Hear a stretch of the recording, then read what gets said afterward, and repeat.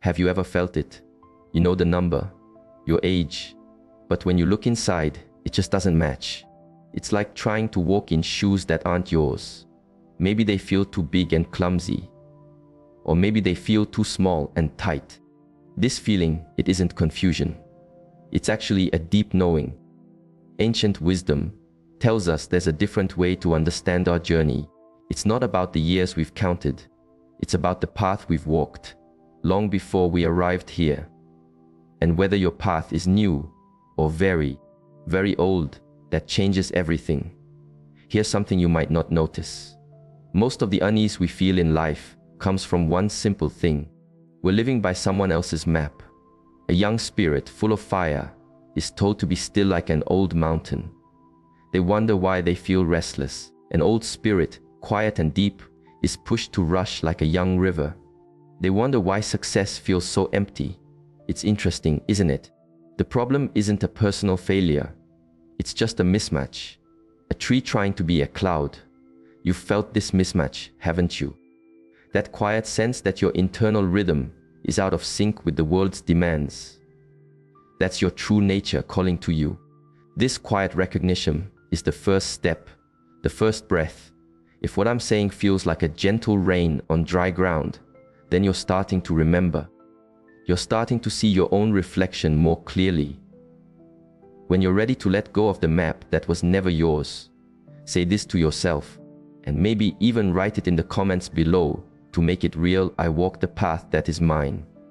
If this quiet truth speaks to you, you are in the right place.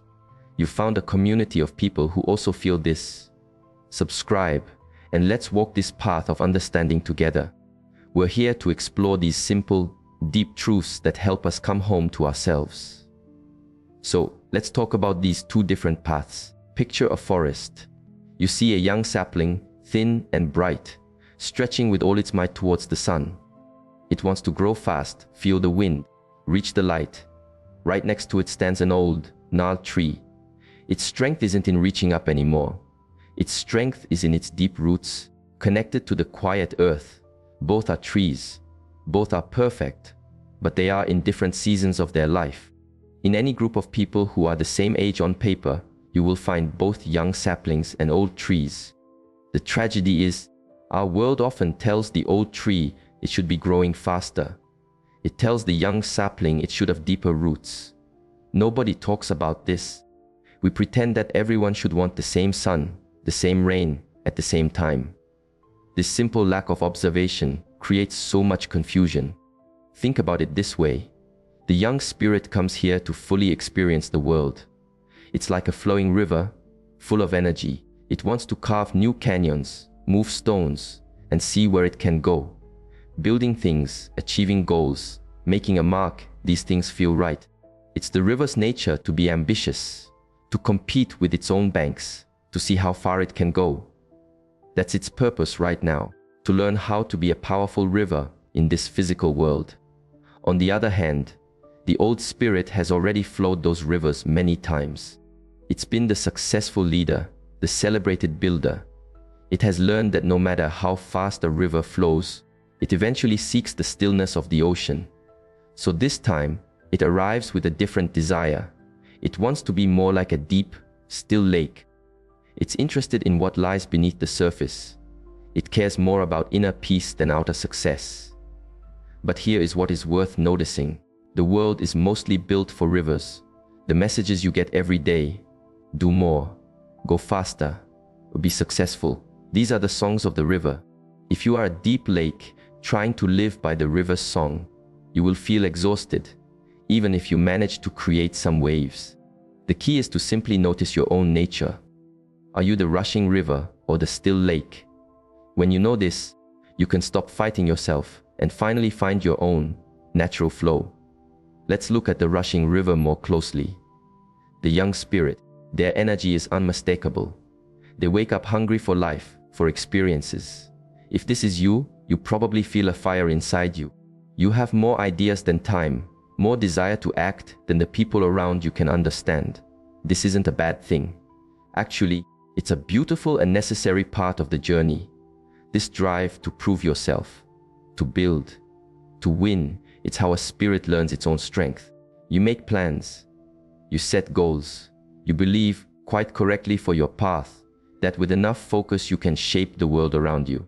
You might get frustrated with people who seem to wander without a destination. You see all this potential and wonder why others aren't using it. This is your path. To fully engage with the world, to learn through doing.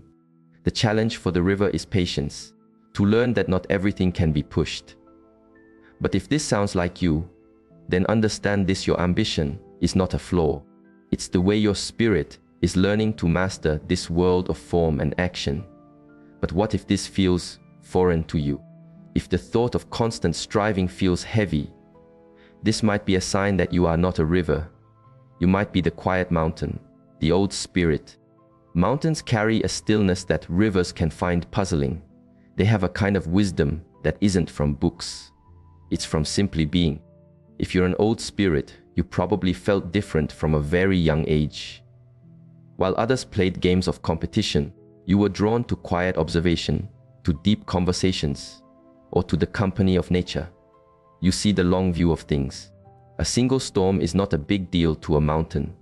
This makes you seem calm, maybe even unmotivated to others. But it's not that you lack drive. You just have a different relationship with time. You know that forcing things often breaks them. You're more drawn to meaning than money. You'd rather have one true friend than 100 acquaintances. You may often feel a little out of place, a bit homesick for a place you can't name. That feeling isn't sadness. It's your spirit remembering its home in stillness. You find being alone to be restoring, not lonely. It's where you connect to your deep roots. Perhaps most tellingly, you see difficulties differently.